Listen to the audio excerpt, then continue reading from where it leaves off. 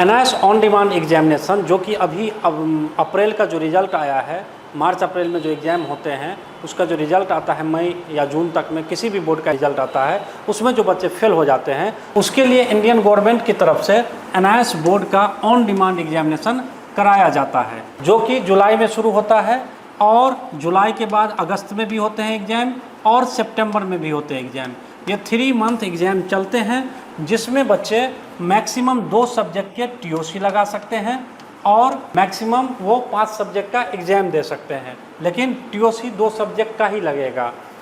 TOC का मतलब होता है ट्रांसफ़र ऑफ क्रेडिट, मतलब अगर साइंस में मैथ में आपके 60 मार्क्स है, साइंस में 72 मार्क्स है, इंग्लिश हिंदी में आप अगर फेल हो 32 मार्क्स आकर के फेल है तो आप साइंस और मैथ का टीओसी लगाएंगे तो जितना मार्क्स इस आपके सीबीएसई बोर्ड में रहेगा उतने मार्क्स आपके एनआईएस बोर्ड में आ जाएंगे मार्कशीट जमा करने के बाद। इसी को कहते हैं ट्रांसफ़र ऑफ क्रेडिट। जो क्रेडिट आपको मिला है वो इस बोर्ड में ट्रांसफ़र हो जाएंगे। तो एनआईएस में सिर्फ 2 सब्जेक्ट का ही आपको ट्रांसफ़र हो जाएगा।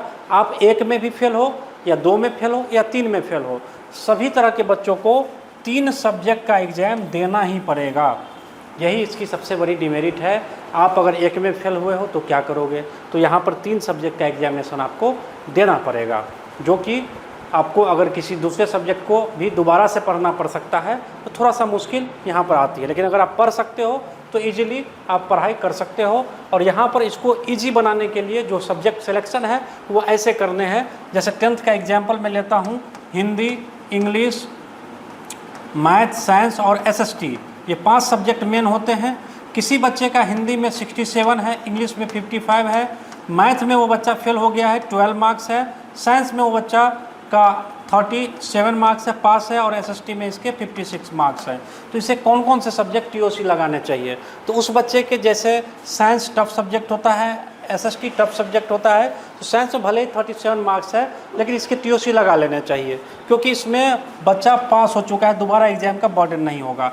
तो साइंस और एसएसटी के उसे 2 सब्जेक्ट के टीओसी लगा लेने चाहिए और मैथ के साथ साथ इंग्लिश और हिंदी के एग्जामिनेशन दे देने चाहिए। और एनआईएस बोर्ड में एक और ऑप्शन है कि अगर मैथ टफ लग रहा है, मैथ में फेल है, तो उसकी जगह पर पेंटिंग, डाटा एंट्री जैसा सब्जेक्ट जो कि प्रैक्टिकल से ही पास हो जाता है वो लगा करके आप इजीली पास हो सकते हो। 10th के बच्चों के लिए थोड़ा सा आसानी होगा क्योंकि वो सब्जेक्ट चेंज करके प्रैक्टिकल के सब्जेक्ट से पास हो सकते हैं, लेकिन वहीं पर 12th के बच्चों के लिए ये चीज़ संभव नहीं है, क्योंकि मिनिमम थ्योरी के जो मार्क्स होते हैं वो प्रैक्टिकल लगने के बाद भी उसे देने ही पड़ते हैं, उन्हें लाने ही पड़ते हैं।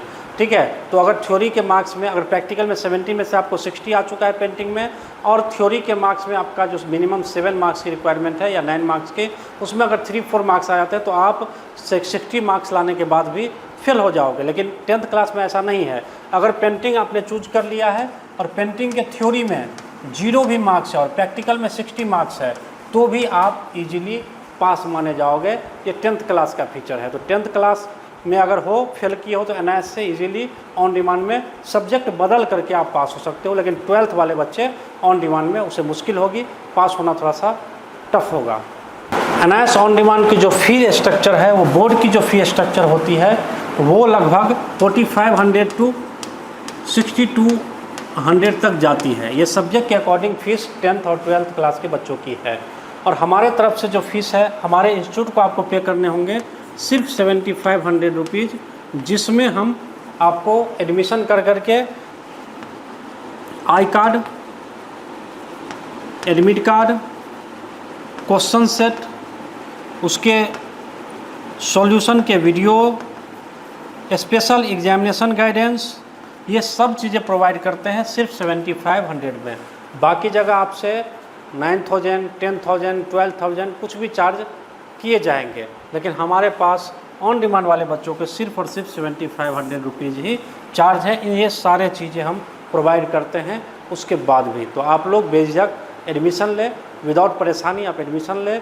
सब कुछ ओके करके हमारी पूरी कोशिश रहेगी कि आप किसी भी कीमत में पास करें, लेकिन गारंटी नहीं रहेगी, क्योंकि आपको पढ़ना पड़ेगा और पढ़ के ही आप पास हो पाओगे।